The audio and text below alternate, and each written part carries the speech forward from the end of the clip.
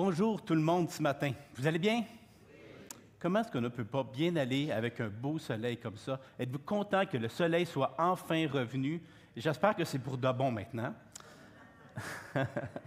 Alors, je suis très content d'être avec vous ce matin pour revenir dans notre fameuse série sur le livre des Proverbes qui s'intitule « Le gros bon sens ». Et ce matin, évidemment, comment passer sous silence la paternité.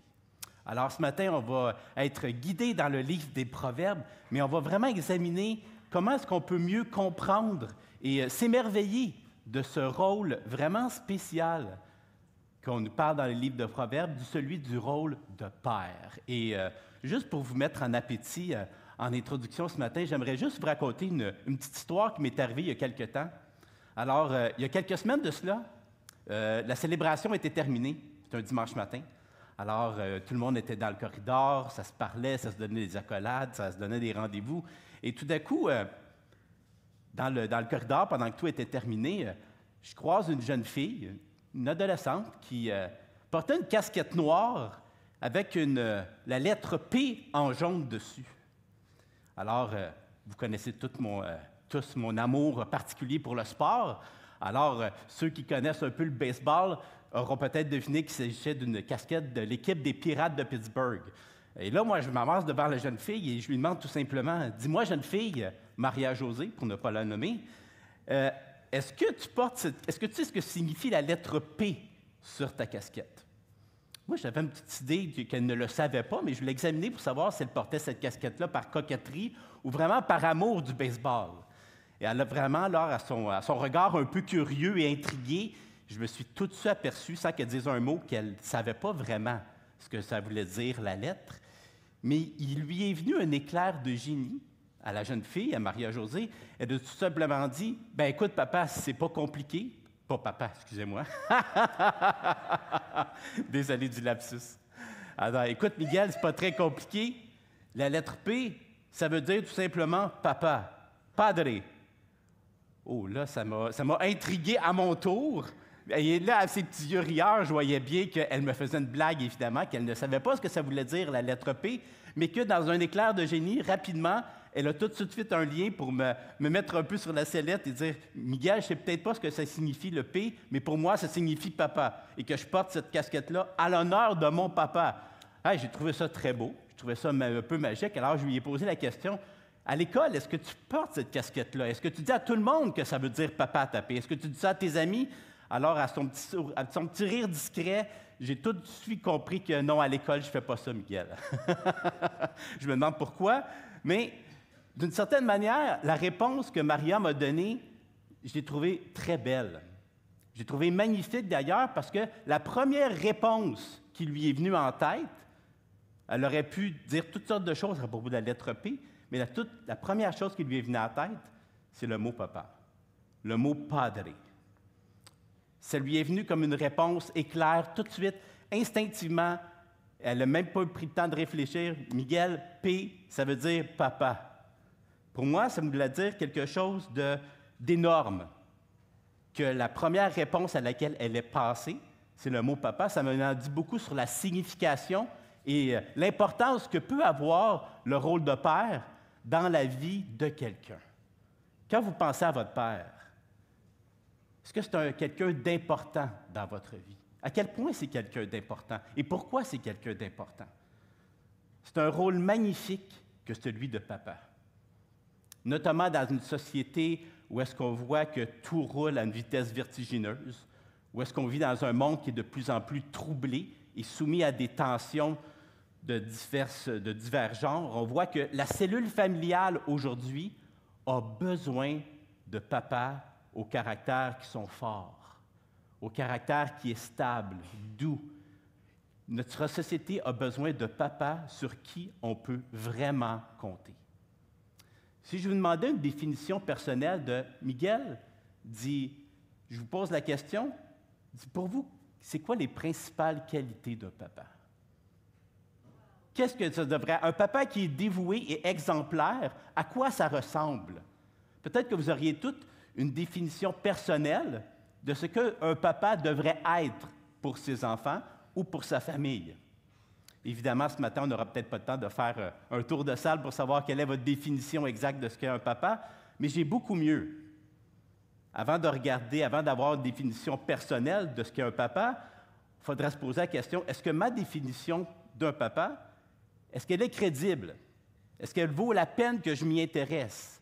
Est-ce qu'elle est vraiment meilleure que celle de mon voisin, ou celle de mon frère, ou de ma sœur, ou de mon ami, ou de mon collègue de travail? Qu'est-ce qui fait que ma définition d'un papa, qui est dévoué, exemplaire, correspond vraiment à ce que devrait être vraiment un papa dans une famille? Alors ce matin, ce qu'on va faire, c'est qu'on va tourner dans le livre des Proverbes. Et sans plus tarder, je vais inviter ma sœur Esther à bien vouloir s'avancer. Et elle va nous lire un chapitre du livre du Proverbe, le chapitre 4, les versets 1 à 27. Alors, je lui laisse la parole et je vous reviens dans quelques instants. Bonjour. Alors, dans Proverbe 4, 1 à 27, la nouvelle édition de Genève. Écoutez, mes fils, l'instruction d'un père et soyez attentifs pour connaître la sagesse, car je vous donne de bons conseils. Ne rejetez pas mon enseignement. J'étais un fils pour mon père, un fils tendre et unique auprès de ma mère. Il m'instruisait alors et il me disait, « Que ton cœur retienne mes paroles, observe mes préceptes et tu vivras. Acquiert la sagesse, acquiert l'intelligence, n'oublie pas les paroles de ma bouche et ne t'en détourne pas. Ne l'abandonne pas et elle te gardera. Aime-la et elle te protégera. Voici le commencement de la sagesse. Acquiert la sagesse et avec tout ce que tu possèdes, acquiert l'intelligence. Exalte-la et elle t'élèvera, elle fera ta gloire. Si tu l'embrasses, elle mettra sur ta tête une couronne de grâce. Elle t'ornera d'un magnifique diadème. Écoute, mon fils, et reçois mes paroles, et les années de ta vie se multiplieront. Je te montre la voie de la sagesse. Je te conduis dans les sentiers de la droiture. Si tu marches, ton pas ne sera pas gêné. Si tu cours, tu ne chancelleras point. Retiens l'instruction, ne t'en dessaisis pas. Garde-la, car elle est ta vie. N'entre pas dans le sentier des méchants et ne marche pas dans la voie des hommes mauvais. Évite-la, n'y passe point, détourne-t'en et passe outre, car ils ne dormiraient pas s'ils n'avaient fait le mal. Le sommeil leur serait ravi s'ils n'avaient fait tomber personne, car c'est le pain de la méchanceté qu'ils mangent, c'est le vin de la violence qu'ils boivent. Le sentier des justes est comme la lumière resplendissante dont l'éclat va croissant jusqu'au milieu du jour. La voie des méchants est comme les ténèbres.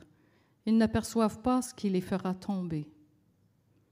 Mon fils, sois attentif à mes paroles, prête l'oreille à mes discours. Qu'ils ne s'éloignent pas de tes yeux, garde-les dans le fond de ton cœur, car c'est la vie pour ceux qui les trouvent. C'est la santé pour tout leur corps. Garde ton cœur plus que toute autre chose, car de lui viennent les sources de la vie. Écarte de ta bouche la fausseté, éloigne de tes lèvres les détours. Que tes yeux regardent en face et que tes paupières se dirigent devant toi. Considère le chemin par où tu passes et que toutes tes voies soient bien réglées. Ne te détourne ni à droite ni à gauche et écarte ton pied du mal. Merci beaucoup, Esther. Le texte qu'Esther vient de nous lire nous parle de ce qu'un père a appris de son père et qu'il désire transmettre à ses enfants. On parle ici d'un principe qu'on vous parle souvent à l'Église de l'Espoir. On parle du principe de la valeur de la transmission. Souvent, chaque semaine, on vous revient avec ça. On veut être une Église qui est émerveillée par la personne de Jésus et au service de sa communauté. Et on veut faire ça exactement par 3 valeurs. Est-ce que quelqu'un pourrait me dire, c'est quoi les 3 valeurs sur lesquelles on veut potasser cette année à l'Église de l'Espoir? La spiritualité, l'hospitalité et la La transmission. Alors, ce matin, on va parler du principe de la transmission. Et évidemment, je vais m'adresser, évidemment, bien sûr, au papa, parce que c'est le texte pointe dans cette direction-là, mais ça demeure quand même pour tout le monde, dans le sens qu'on peut non seulement encourager les papas, mais aussi prier pour eux, que tout cela puisse être germé dans leur cœur et que nous puissions progresser en tant qu'Église dans cette dimension-là. Qu'est-ce qu'un papa est appelé à transmettre autour de lui? Comment est-ce qu'il est appelé à le faire? Eh bien, ce que le texte nous dit ici, au chapitre 4, il nous dit beaucoup de choses qu'un père, il y a beaucoup de contenu sur ce qu'un père est appelé à faire avec sa marmaille, avec ses enfants. Mais ce qui est intéressant, c'est que le chapitre 4, il y a plusieurs chapitres auparavant, et même un peu après, entre le chapitre 1 et 7 du livre des Proverbes, le nombre de fois qu'un père parle à ses fils, bien, on retrouve cela à 18 reprises, où est-ce qu'un père dit « Écoute, mon fils ou mes filles ». Donc, à 18 reprises, entre le verset 1 à 7, on retrouve cette indication, cette proposition qu'un père veut transmettre quelque chose à ses enfants. Il y a un message qu'il veut leur adresser. Et comment on peut comprendre ce message?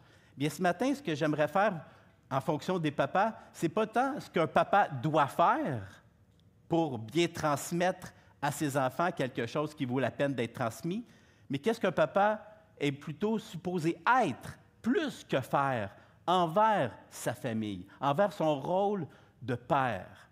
Alors ce matin, la proposition que j'aimerais faire, c'est la suivante, pour résumer le passage, c'est que être un papa est fondé sur un rôle important de transmission qui peut se résumer par l'acrostiche suivant. Prie, aime, parle, agit. Alors c'est simple, hein? Papa. Prie, aime, parle, agit. Alors, comme je viens de vous le dire, l'acrostiche, la proposition que je vous fais ce matin ne tient pas tant à ce qu'un papa doit faire, mais plutôt à ce qu'il doit être, ce qu'il doit incarner au sein de la cellule familiale. Et s'il y a une chose que notre société, que nos églises ont bien besoin, ce sont de papas qui prient, aiment, parlent et agissent de manière à ce que la personne de Dieu, que la personne de Jésus puisse être révélée dans un cercle aussi restreint que la cellule familiale. Ça va faire un travail absolument incroyable pour les générations futures. Première chose qu'on peut dire à propos du papa, un papa qui prie. Un papa qui prie est un papa qui sait mettre les priorités à la bonne place. Et je remercie vraiment le Seigneur qu'à l'Église de l'Espoir, il y ait des papas qui prient sans cesse. C'est une des choses auxquelles, des dernières années, on s'est vraiment, je crois, amélioré. Il y a encore beaucoup de chemin à faire, mais notre vie de prière, en tout cas pour moi, puis même dans la vie de l'Église au cours des dernières années, elle a pris plus d'ampleur, plus d'importance. Et c'est ma prière, et c'est mon remerciement aussi envers Dieu, que dans notre assemblée, il y ait des papas qui prennent ce travail de prière au sérieux. La prière, c'est un investissement qui est rentable pour votre vie. C'est un investissement qui est rentable pour nos enfants. Pourquoi? Parce que la prière nous remet à notre place par rapport à celui qui est notre Père céleste qui gère tout. Regardez les deux passages que j'aimerais examiner avec vous. Proverbes chapitre 1, verset 7 nous dit « La crainte de l'Éternel est le commencement de la science. Les insensés méprisent la sagesse et l'instruction. » Proverbe 5 nous dit au verset 21 « Car les voies de l'homme sont devant les yeux de l'Éternel qui observe tous ses sentiers. » Ce qu'on voit ici, c'est que l'Éternel est celui qui régit souverainement tous les rouages de l'univers et que son regard est attentif à tout ce qui se passe. Rien ne lui échappe, pas la moindre de nos actions. Et c'est pour cette raison qu'entretenir une relation privilégiée avec Dieu dans la prière est non seulement un geste raisonnable pour un papa, mais c'est un geste absolument essentiel. pour dire à nos enfants, voici, papa n'est pas Superman. Il y a un super-héros au ciel et son nom est Jésus. Et c'est lui qui peut permettre maintenant à papa de bien se toi. Sans lui, je ne suis rien. De prier pour nos enfants, bien sûr, mais prier avec eux. C'est un engagement et c'est une routine, c'est une discipline qu'ils peuvent acquérir même au plus bas âge, d'être des papas qui prient sans cesse pour leur marmaille. La prière, qu'est-ce que nous permet de faire la prière? Elle permet d'honorer Dieu pour sa grâce, de le remercier pour ses bienfaits. Elle nous permet de nous confier en lui. Elle nous permet de lui confier nos craintes, nos doutes, nos appréhensions.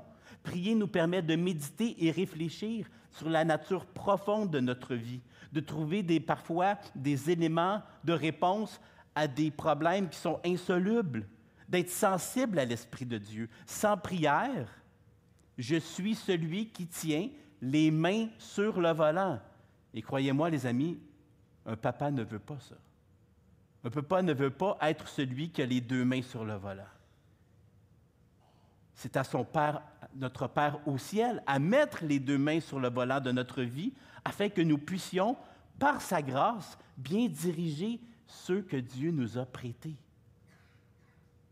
La prière, au lieu d'édifier l'orgueil de notre vie, nous permet d'être plus humbles, pacifiques, modérés et je dirais même confiants dans l'avenir. Est-ce qu'il y en a parmi vous qui sont confiants dans l'avenir? Quand on regarde le monde autour de nous, c'est difficile d'être confiant dans l'avenir. Pourtant, c'est une valeur fondamentale que moi, en tant que papa, j'ai 4 enfants à la maison, c'est une valeur que je veux leur léguer, d'être confiant dans l'avenir. Non pas parce que le monde va bien, mais parce que j'ai un Dieu qui gère absolument tout. Comment je peux apprendre à mes enfants à être confiants dans l'avenir, que Dieu va prendre soin d'eux sans cet élément central de la prière?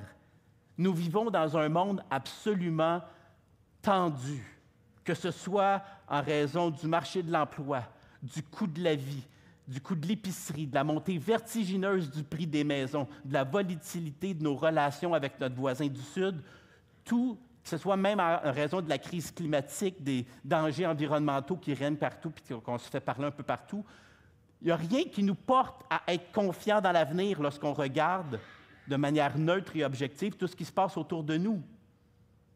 Alors, comment je peux apprendre à mes enfants à être confiants dans l'avenir si je ne leur apprends pas à prier avec eux, pour eux? Nos enfants ont besoin d'apprendre à voir l'avenir positivement par le moyen de la prière, car c'est là que tout change. Nous remettons nos dangers, nos risques, nos enjeux, nos défis, nos tensions entre les mains de celui qui sait quoi faire avec ces choses-là. Et que nous, on est démunis face à tout cela. La prière est certainement quelque chose qui nous permet d'apprendre à nos enfants à tendre les mains vers le ciel au lieu de compter sur nous-mêmes, sur nos propres forces. La prière est essentielle pour un papa qui veut prendre soin de sa famille. Notre société a besoin de papas qui prient sans cesse. Et je remercie qu'il y ait de ces papas à l'Église de l'Espoir. Merci. Merci pour chaque papa qui, matin, midi et soir, prie pour eux, pour leur famille, pour la société dans laquelle nous vivons. Nous avons fondamentalement besoin de papas qui prient. Un autre point, si on veut grandir également dans l'idée que je vous ai proposée d'un papa qui prie, mais également un papa qui aime. Deuxième point ce matin, un papa qui aime. Lorsque la Bible nous parle du rôle du père, on compare souvent le père à un rôle ou à un rôle de berger. Même Dieu le Père se compare à un berger qui aime ses brebis, qui s'attache à elles comme la prunelle de ses yeux. Évidemment, dans notre société ici contemporaine, bien souvent l'image du berger est méconnue. je dirais même sous-estimé. On ne sait pas vraiment ce que ça fait un berger. Qu'est-ce que ça fait un berger? À quoi est-ce qu'il occupe sa vie? Un berger, qu'est-ce qu'il fait envers son troupeau?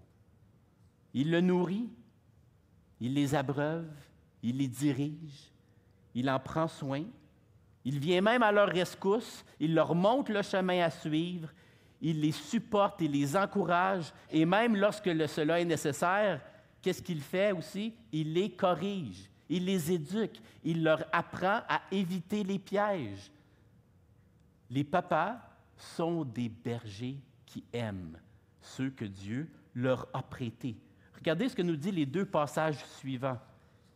Dans Proverbes chapitre 2, on nous dit « Car l'Éternel donne la sagesse, de sa bouche sortent la connaissance et l'intelligence. Il tient en réserve le salut pour les hommes droits, un bouclier pour ceux qui marchent dans l'intégrité, en protégeant les sentiers de la justice et en gardant la voie de ses fidèles. » On voit ici Dieu comme étant un berger. Proverbe chapitre 3 nous dit « Mon fils, ne méprise pas la correction de l'Éternel et ne t'effraie point de ses châtiments, car l'Éternel châtie celui qu'il aime, comme un père l'enfant qu'il chérit. » Un père est bien sûr une forme de pourvoyeur. Au Québec, quand on parle du papa, pendant plusieurs années, on parlait du papa comme étant un pourvoyeur. C'est celui qui subsiste aux besoins de sa famille. Mais le rôle de papa est tellement plus riche qu'un simple pourvoyeur. Il est un garant de sécurité. Il est un garant de tendresse, d'affection, de protection, d'éducation. On présente souvent dans la culture juive le berger avec une houlette. Vous savez ce que c'est une houlette? C'est un grand bâton courbé. Et la manière que le berger faisait pour bien jouer son rôle de papa envers son troupeau, c'est qu'il ramenait les brebis. Il ramenait les brebis qui s'éloignaient trop loin. C'est intéressant, il n'est pas juste un pourvoyeur, il est un protecteur, il est un garant de sécurité.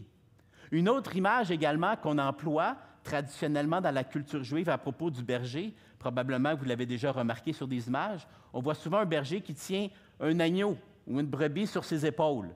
Elle est blessée. Vous avez déjà vu ce genre d'image-là où est-ce qu'un berger porte une brebis sur ses épaules? C'est beau, c'est attendrissant. On voit vraiment un garant de protection, de secours. Mais traditionnellement, vous savez pourquoi la brebis, elle est blessée? Elle s'est éloignée, mais pourquoi qu'il la porte sur ses épaules? Elle est blessée. Traditionnellement, il y a des fortes chances de parier, c'est la tradition juive qui le dit, c'est le berger qui aurait cassé une patte de la brebis. Parce qu'elle a fait quelque chose, que ça fait à plusieurs reprises qu'on lui dit, et là, elle dit, écoute, là, ça fait 5 fois que je te dis de ne pas aller là. Là, tu vas comprendre. Alors, il la porte sur ses épaules. Là, comprenez-moi bien, là. C'est une image. C'est une image. Alors, n'aie pas peur, Florence, c'est pas ça qui t'attend à la maison. C'est une image que l'auteur emploie pour pouvoir examiner à quel point le père est un éducateur et que la correction peut faire partie d'une certaine forme d'autorité qui implique notre rôle paternel. Et parfois, au Québec, souvent je remarque que les pères sont très craintifs de jouer une certaine forme de rôle d'autorité. Bien sûr, ça prend beaucoup de discernement, beaucoup d'amour, d'encouragement, mais ça n'exclut pas le fait qu'un papa est un roc, il est un bastion qui aime. Merci, merci papa de l'espoir, d'être des pères qui aiment solidement vos enfants. Il y a un proverbe italien qui dit « Si une maman aime ses enfants avec tendresse, un papa, lui, les aime solidement. » On a les deux ici. La tendresse, la solidité. Est-ce que ça veut dire qu'un père n'est pas capable d'aimer avec tendresse? Bien sûr que non. Mais ils n'aimeront peut-être pas exactement de la même manière. En tant que papa, je ne suis pas appelé mes enfants de la même manière que ma femme. On se complémente. On offre à nos enfants un cadre sécuritaire où est-ce qu'en regardant vers papa et maman, je me sens en sécurité. Il y a également un autre proverbe, une expression québécoise qui dit, on parle de papa qui aime, peut-être que vous l'avez déjà entendu, il dit que l'amour, ça bat la police. Vous avez déjà entendu cette expression-là? L'amour, ça bat la police, dans le sens que l'amour, c'est plus fort que tout. L'amour peut provenir ou abattre n'importe quelle forme d'épreuve. Le papa est un bastion vers lequel l'enfant peut se réfugier afin d'être protégé, nourri, secouru et éduqué. C'est notre rôle de papa. Et je remercie qu'à l'Espoir, il y ait beaucoup de ces papas qui s'investissent avec amour dans la vie de leur enfant. Cela m'amène à un troisième point. Un papa qui prie, un papa qui aime, maintenant, un papa qui parle. En général, au Québec, dans la culture dont on fait partie, souvent, les papas, là, ça ne parle pas beaucoup. Évidemment, ça peut dépendre des papas. Là. Ma femme vous dirait, non, Miguel, c'est vraiment un moulin à parole. Là. Il parle beaucoup. Mais traditionnellement, au Québec, les papas, c'est plus des espaces très... oui, on peut compter sur lui, mais c'est souvent des hommes de peu de mots. Comme je vous le disais tout à l'heure, à 18 reprises, entre le chapitre 1 et 7 du livre des Proverbes, on voit un père qui parle à ses fils. Il communique avec eux. Il les mentionne, il prend soin, il leur parle notamment de sa propre expérience de la vie afin d'influencer leur marche, leur conduite, leurs actes, leurs pensées. Ce que le père désire ici, c'est être un facteur d'influence dans la vie de ses enfants. Le papa est un influenceur. Petite blague à part, vous aurez remarqué que depuis quelques semaines, Miguel a un petit peu changé. Et c'est drôle, cette semaine, hier, mes deux garçons, qui avaient les cheveux aux épaules, sont arrivés avec les cheveux plus aux épaules. Là. C'était littéralement, c'était très, très court. Et ce matin, je réfléchissais à ça, je dis, OK, j'ai un facteur d'influence pour mes deux garçons. Évidemment, c'est une blague, je suis convaincu qu'ils ne pensaient pas à ça du tout. Mais c'est intéressant de voir à quel point, en tant que papa, même si l'adolescence est parfois n'est pas la meilleure période pour s'en convaincre, mais nous sommes des facteurs d'influence pour nos enfants. Ils nous regardent constamment. Et leur parler, communiquer avec eux, prendre les devants auprès d'eux, est quelque chose d'extrêmement important dans notre rôle paternel. À quel moment, souvent, vous parlez le plus dans la famille? Quel est l'endroit ou les lieux? Personnellement, dans notre famille, c'est autour de la table, notamment à l'heure du souper. Et une des règles qu'on a établies, c'est il n'y a pas de téléphone, hein? Il n'y a pas de tablette, il n'y a pas d'écran. Pourquoi? Parce que là, on prend un temps pour parler. On prend bien sûr pour s'alimenter, pour manger, mais si chacun soupe ou dîne chacun de son côté, bien là, est-ce qu'il y a une discussion possible?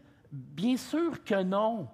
Si chacun fait les choses qu'elle doit faire, chacun dans son côté, chacun dans son carré de sable, il n'y a pas de discussion possible. C'est difficile de parler, de communiquer, juste d'entretenir une relation avec quelqu'un qui n'est pas là.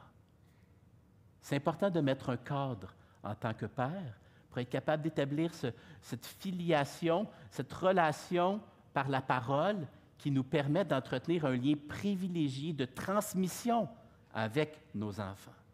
Ce que l'on dit, bien sûr, à nos enfants a de l'importance, mais la forme en a aussi. Le sujet dont on veut entretenir un garçon ou une fille à propos de divers sujets, que ce soit à l'école ou à travers leurs relations entre elles, parfois ça demande de la délicatesse. Parfois ça demande un peu de retenue, ça peut demander de la patience aussi. La forme est importante dans la manière dont on parle à nos enfants. Si je leur parle, bien sûr, mais en leur criant sans cesse dessus, qu'est-ce que je vais leur transmettre? Qu'un papa sert à crier.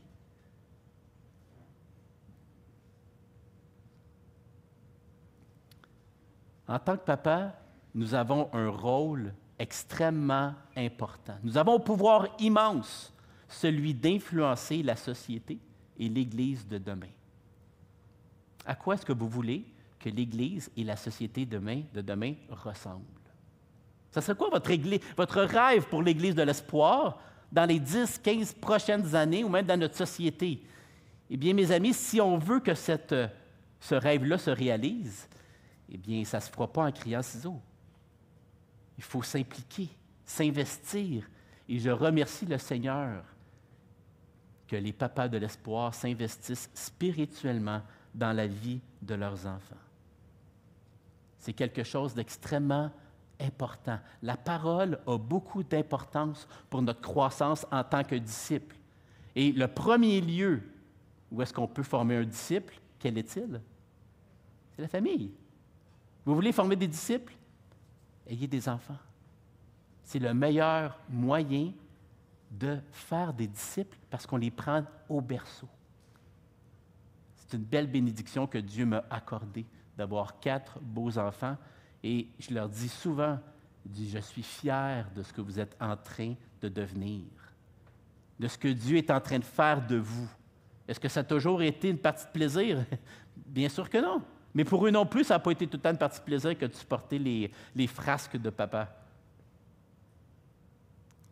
Mais c'est ce à quoi le Proverbe nous invite, de parler à nos enfants. Évidemment, il y en a peut-être qui vont dire, Miguel, parfois parler, ça ne suffit pas. Je suis d'accord. C'est vrai que parler, ça ne fait pas toute la job. C'est pourquoi les Proverbes nous parlent d'un papa qui prie, qui aime, qui parle et qui agit. Un papa qui agit. Regardez ce que nous disent les différents proverbes que je vais vous lire. « Confie-toi en l'Éternel de tout ton cœur et ne t'appuie pas sur ta sagesse. Reconnais-le dans toutes tes voies et il aplanira tes sentiers. Je te montre la voie de la sagesse. Je te conduis dans les sentiers de la droiture. Garde ton cœur plus que toute autre chose, car de lui viennent les sources de la vie. Considère le chemin par où tu passes et que toutes tes voies soient bien réglées. Ne te détourne ni à droite ni à gauche et écarte ton pied du mal. » Ce qu'on voit ici dans ces proverbes, c'est des recommandations qu'un père adresse à ses enfants. Mais tout d'abord, avant qu'un père s'attende qu'un enfant l'écoute et mette en pratique ce qu'il lui dit, eh bien, le gros bon sens nous dit qu'on doit être un modèle en tant que papa face à ce qu'on recommande à nos enfants. C'est juste la loi du gros bon sens qu'on dit que si je conseille à mon enfant de garder son cœur plus que toute autre chose, eh bien, tout d'abord, je suis un modèle à ce point-là, d'agir en conséquence de ce que je veux transmettre à mes enfants. Et le meilleur moyen pour se reproduire ou s'investir spirituellement dans la vie de mes enfants, c'est d'être moi-même un modèle de ce que je veux développer ou être une influence dans leur vie. Au Québec, on dit souvent « la pomme ne tombe jamais loin de l'arbre ». Quel genre de papa arbre êtes-vous pour voir les fruits qui tombent à côté de vous? Comment vos enfants vous connaissent-ils? Qu'est-ce que diraient vos enfants sur qui vous êtes, afin qu'ils puissent voir, OK, mon père, il est comme ça, alors c'est ce qu'il essaie de me transmettre pour que je puisse lui ressembler. Est-ce que vous êtes un facteur positif dans la vie de votre enfant? Est-ce que votre enfant vous regarde vers vous et qu'il voit quelqu'un à qui il veut ressembler? Vous savez ce que vous diraient probablement mes enfants lorsqu'ils voient Papa Miguel? J'ai demandé à un de mes enfants je lui ai fait lire ce que je vais vous dire et il me dit « Oui, papa, je suis assez d'accord avec ce que tu vas dire. » Alors, j'ai l'approbation de mon garçon Louis-Jacob, alors je vous lis ce que mes enfants diraient probablement à mon égard. Il dit « Mon père, c'est quelqu'un sur qui je peux compter. Avec lui, on peut parler de tout et de rien. Bien sûr, c'est un papa qui est parfois soupe au lait, susceptible, irritable même. C'est un papa sensible et émotif qui est capable d'être prompt et impatient. Toutefois, lorsqu'on lui demande quelque chose, ce n'est pas le genre de personne à procrastiner. C'est un papa proactif, travaillant, serviable et qui nous communique bien sa fierté ainsi que le nom merveilleux de Jésus. papas de l'espoir, merci d'être ces papas. Merci d'être ces hommes qui s'investissent spirituellement, autant en parole qu'en action, dans la vie de vos familles. Et c'est ce qu'on veut célébrer ce matin. C'est l'accomplissement de vos vies, mais qu'on ne veut pas en rester là. On veut toujours grandir dans ce phénomène extraordinaire de la paternité. Peut-être qu'il y en a qui vont dire, Miguel, moi, je n'ai jamais appris à prier, aimer, parler et agir comme tu viens de me le dire. Je n'ai pas eu un exemple positif dans mon passé pour être capable d'accomplir ce que les proverbes sont à quoi ils m'invitent. Je n'ai pas de référence, je n'ai pas de paramètres vers où regarder. La seule réponse que j'aurais pour vous, les amis, c'est bien, bienvenue dans l'équipe. On est tous imparfaits. Et on a tous eu des papas imparfaits, peut-être certains plus que d'autres. Mais heureusement, comme disait Michel tout à l'heure, notre Père céleste est toujours capable de faire une œuvre extraordinaire dans nos vies et de nous amener à être des papas qui prient, aiment, parlent et agissent avec sagesse. Je vais inviter l'équipe de louange à bien vouloir s'avancer.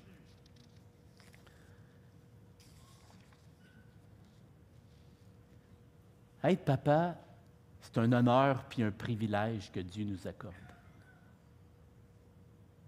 C'est aussi une très grande responsabilité. Et une de mes prières pour l'Église de l'Espoir et pour le Québec, c'est que ces papas qui veulent et désirent s'investir spirituellement dans la vie de leur enfant, que ce soit un phénomène contagieux. Que nous puissions constamment regarder vers Dieu afin d'apprendre à refléter qui il est en tant que berger, en tant que papa qui prie, qui aime, qui parle et qui agit. Alors ce matin, c'était le mot que je voulais vous adresser. Je vais juste me courber dans un moment de prière. J'aimerais vous inviter également à le faire. On va se courber quelques instants, simplement rendre grâce à Dieu.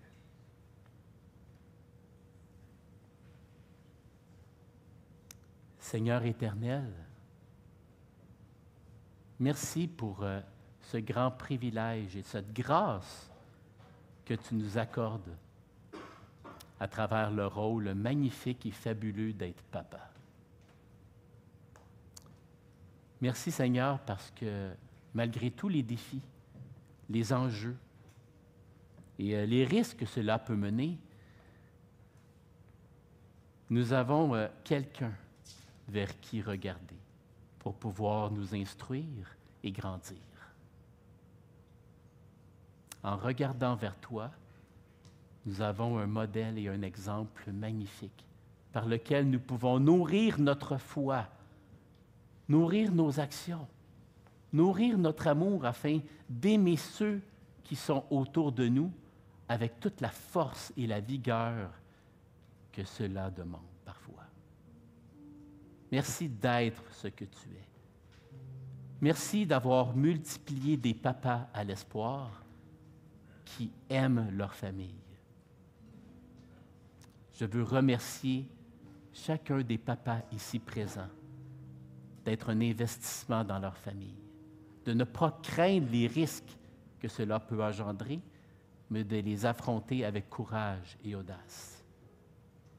Apprends-nous à grandir dans ce domaine, à te ressembler de plus en plus.